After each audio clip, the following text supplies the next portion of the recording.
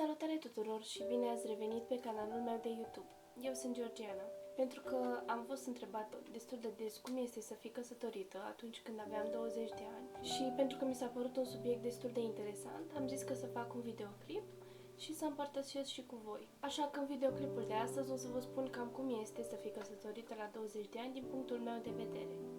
Dacă o să vi se pare un videoclip interesant, poate o să fac în viitor și un videoclip cum este din punct de vedere al unui bărbat. Din punct de vedere al soțului meu, mai exact. Și ca să începem, o să vă spun și vouă cam ce răspuns am dat eu la această întrebare. Este greu. Este chiar foarte greu uneori. Poate că nu vă așteptați la un răspuns de genul ăsta din partea mea, însă cam acesta este adevărul.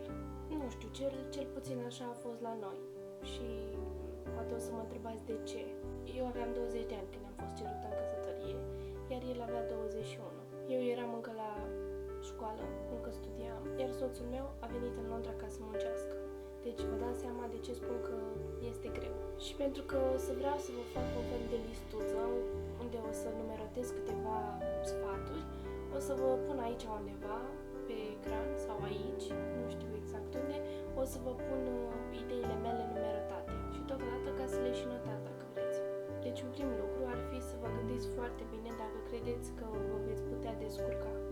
Și când spun că dacă vă veți putea descurca, mă refer la faptul că să vă puteți descurca singuri, să fiți pe cont propriu, să faceți lucrurile prin propriile voastre puteri. Nu știu, poate unii dintre voi veți accepta ideea asta ca să fiți ajutați de părinți.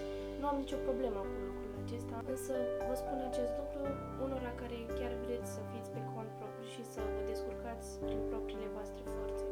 Eu zic să vă gândiți așa foarte bine și să vă faceți în minte un plan. Și cel mai bine să-l puneți și pe hârtie. Eu așa mi-am făcut tot timpul, mi-am făcut listuțe cu planuri, cu tot felul de lucruri care eu credeam că mă vor ajuta în viitor. Nu știu, o să spuneți că ne iubim și asta contează, însă să știți că nu e chiar așa.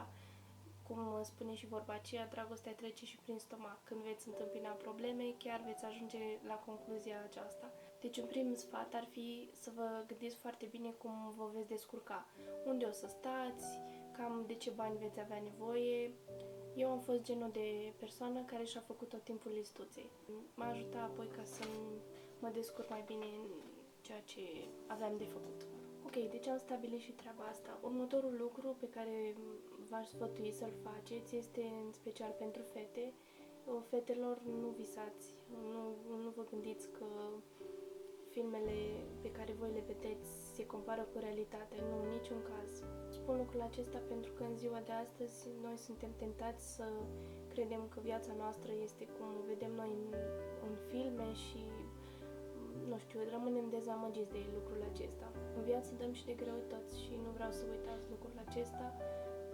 Nu totdeauna va fi roz, vor mai fi și momente în care vom avea parte de situații dificile și de asta trebuie să fim realiști și să ne gândim dacă suntem pregătiți ca să înfruntăm aceste probleme. Eu, sincer, nu știam ce mă așteaptă, iar pentru că noi am avut o relație la distanță timp de 2 ani de zile, a fost clar că ne-a fost mai greu la început. Cel puțin puțin până am început să ne cunoaștem mai bine, până am început să vedem cam cum stă treaba. Asta în perioada de prietenie. Odată căsătoriți, încep să descoperi și alte lucruri la persoana de lângă tine și uneori poate să fie o parte mai bună, uneori poate să fie o parte mai puțin bună. Deci pentru asta trebuie să fim pregătiți. Așa, ca să vă dau un exemplu din relația noastră, înainte de nuntă, poate eram mult mai atenți cu anumite lucruri și eram mai rezervați. Deci de asta spun că lucrurile se pot schimba parcurs. Iar de aici intru în al treilea sfat pe care eu vi l-aș da, și anume împărțirea responsabilităților. Ca lucrurile să meargă bine, trebuie să vă împărțiți responsabilitățile. În cazul în care unul muncește, cum a fost la noi, și unul este la școală, atunci clar trebuie împărțite responsabilitățile. Trebuie să vă gândiți foarte bine că sarcinile acestea vor fi mai grele pentru amândoi, însă ele trebuie împărțite ca să vă înțelegeți. Iar cel mai important lucru din acest punct este să fiți înțelegători. Să țineți cont de cererile și dorințele celuilalt de lângă voi. De exemplu, dacă eu îl rog pe soțul meu să meargă să întindă rufele, pentru că eu am altceva de făcut, iar el îmi spune că nu poate să facă lucrul acesta pentru că nu-i place, atunci eu țin cont de dorința lui și în cazul în care el nu vrea să facă acest lucru sau nu poate să facă acest lucru, o să facă el altceva, gen să facă el curățenie. Deci eu cred că cu înțelegere se poate face treabă bună.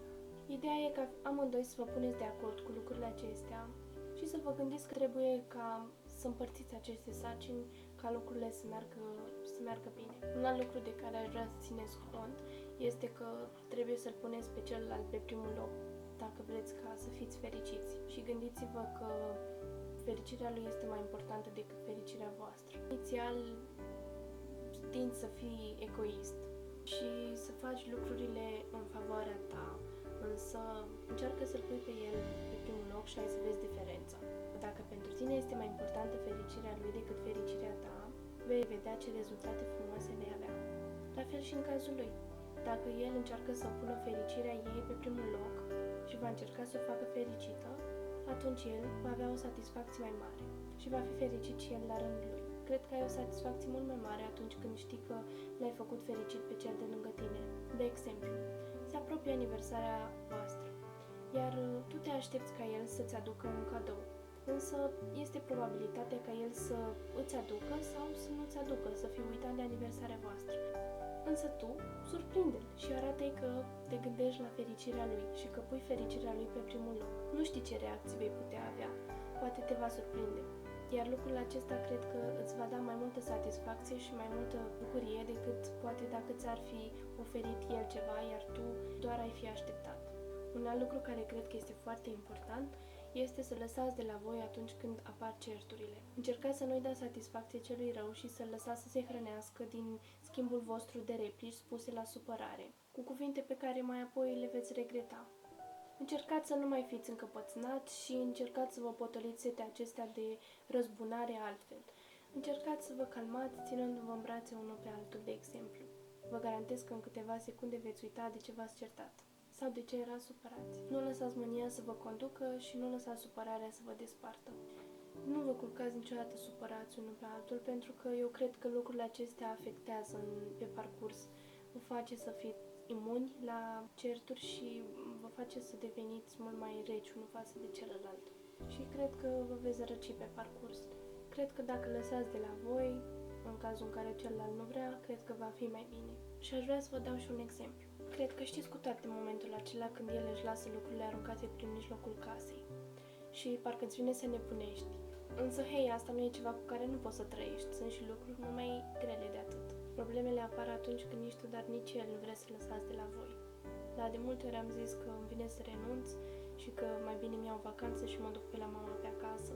Însă cred că un lucru foarte important e să știi să-i oferi spațiu celuilalt de lângă tine. Eu nu mi-am dat seama de lucrul acesta la început și credeam că tot timpul vom fi bot în bot, așa cum spunea mami, să nu stau chiar așa lucrurile. Între botul tău și botul lui mereu va fi o șosetă care va fi aruncată și va strica totul. Un alt lucru de care aș vrea să țineți cont este că relația de căsătorie nu se compară cu relația de prietenie. Amândouă sunt frumoase în felul lor, dar sunt și diferite. Însă cred că fiecare perioadă trebuie să o prețuiești la timpul ei. Sunt atât lucruri frumoase cât și lucruri mai puțin frumoase. Un alt lucru de care vreau să țineți cont este că va interveni și rutina. Nu trebuie să fiți constrânși de acest lucru, ci trebuie să încercați din răzputeri ca să faceți relația voastră să fie din nou interesantă. Eu nu consider că dacă te-ai căsătorit trebuie să fii doar tu cu el și atât. Trebuie să te deschizi și să te împrietenești cu alte persoane, trebuie să te dezvolți și din punctul ăsta de vedere, nu trebuie să fii numai tu cu el și atât.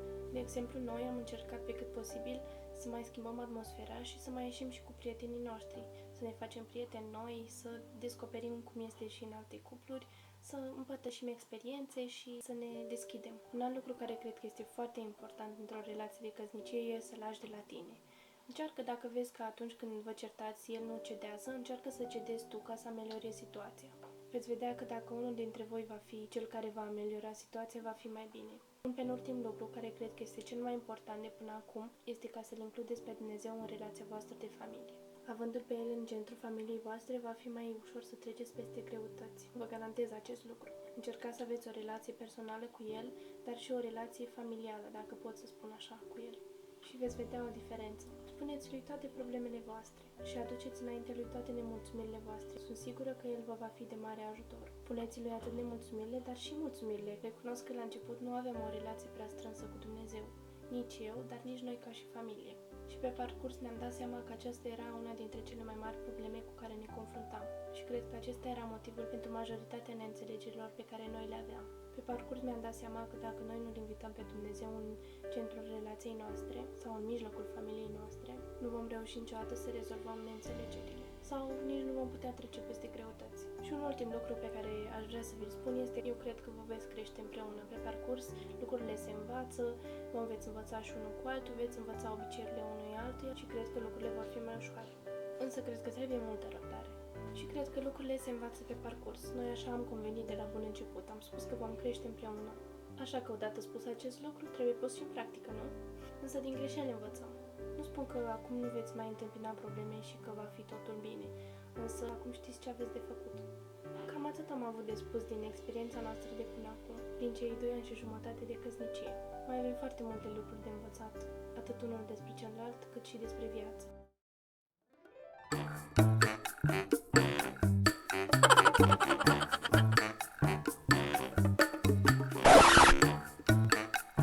Hey, what happened? No, no, no, no.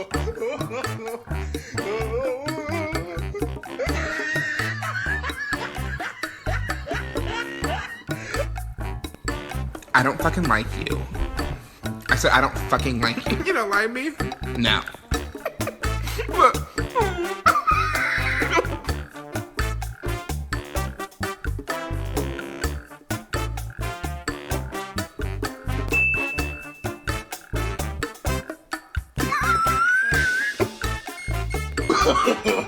No, no, no, no.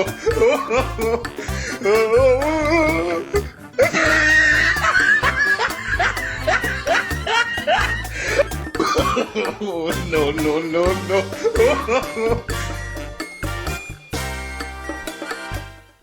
Dacă v-a plăcut acest videoclip, nu uitați să vă abonați canalul meu, să dați un like și un share la acest videoclip.